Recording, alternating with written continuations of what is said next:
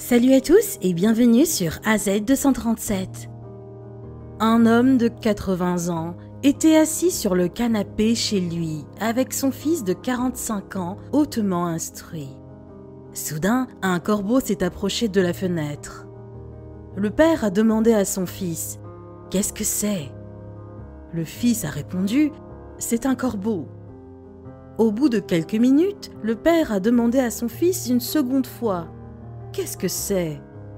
Le fils a dit « Papa, je viens de te dire, c'est un corbeau. » Peu de temps après, le vieux père a de nouveau demandé à son fils une troisième fois « Qu'est-ce que c'est ?»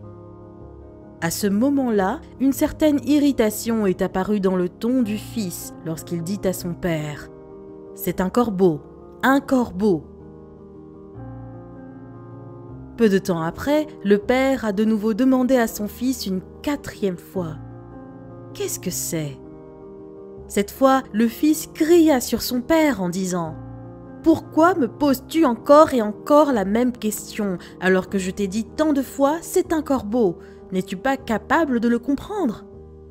Un peu plus tard, le père entra dans sa chambre et revint avec un vieux journal qu'il gardait depuis la naissance de son fils.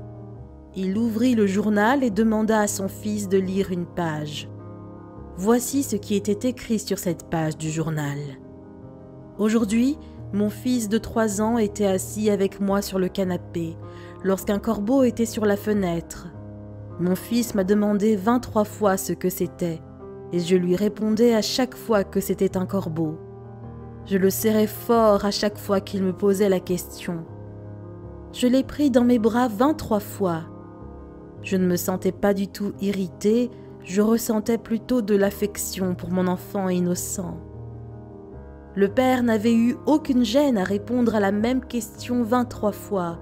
Et aujourd'hui, ce même père n'a posé la même question à son fils que 4 fois. Pourtant, ce dernier s'est rapidement senti irrité et contrarié.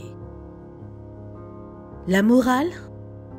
Si vos parents atteignent l'âge de la vieillesse, ne les repoussez pas et ne les considérez pas comme un fardeau, mais parlez-leur de manière aimable. Soyez sympathique, humble et gentil, et surtout attentionné et empathique. Dès aujourd'hui, faites-vous la promesse de respecter vos parents et dites ceci à haute voix. Je veux voir mes parents heureux pour toujours.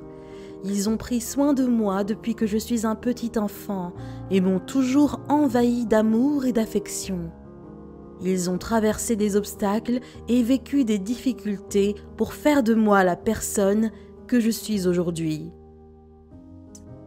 Nous voici arrivés au terme de cette vidéo. Merci de l'avoir regardée jusqu'à la fin.